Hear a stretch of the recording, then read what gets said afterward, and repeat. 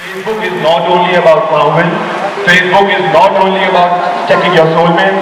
Facebook is not about making only friends.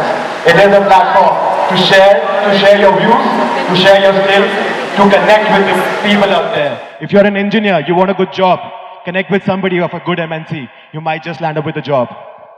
Everybody out here who are in the third or the fourth year, or probably in the junior years, would any day fill in their CVs in a company. They would want to, hi everybody, I'm talking to you guys, yeah.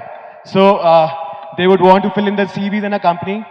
They would want that company to select them at a good pay scale. In today's time, the HR companies, they do look into your LinkedIn. They do look into your Facebook.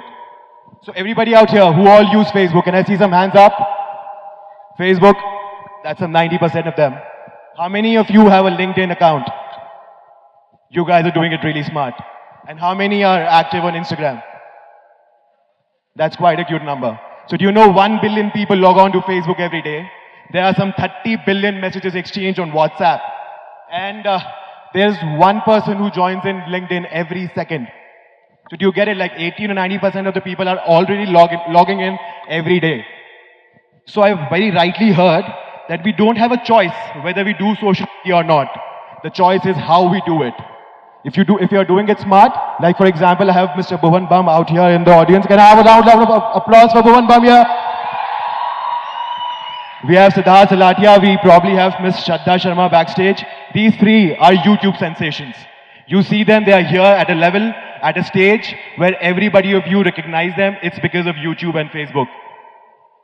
He makes some crazy videos on his cell phone. He edited it in a very, very smart and crisp way. That 7-minute video hits you right.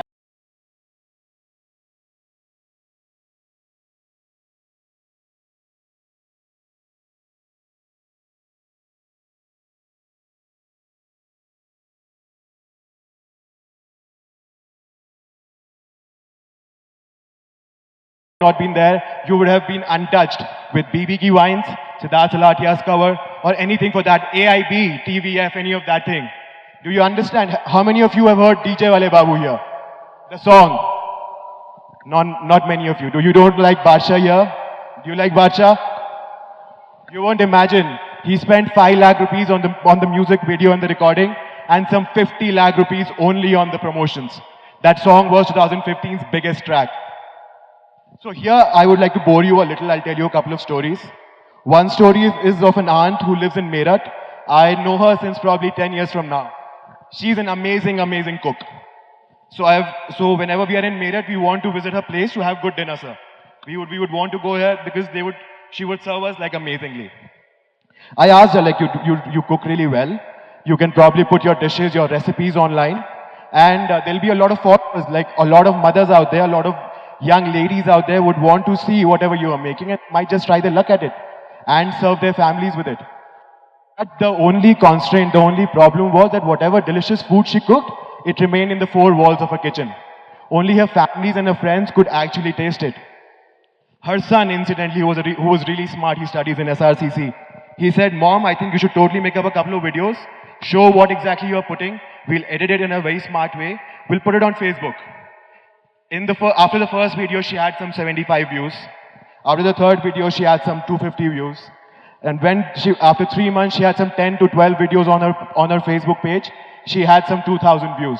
In today's time, people write to her. They want her to feature in different ladies' magazine. And I think it's a big thing for a lady who's sitting at home, who's a homemaker. She's making her videos in her own kitchen and actually going to the masses. Isn't it a right platform? Like when somebody can sit in their own house and still reach the world. Same way, at a recent talk, I met this beatboxer who's Mr. Divyansh Kacholia. Amazing talent. This guy from Jaipur, he's spontaneous as, you know, he's very spontaneous. And he's probably India's first folk beatboxer. He recently did a track for Mikka Singh, like he did a cover beatboxing track for Mikka Singh, and Mikka Singh himself shared it. And guess what? Where did he land himself? After the video, he got selected for the India's Got Talent. So from a talk show to color television, India's Got Talent, I think YouTube and Facebook is playing a very pivotal role.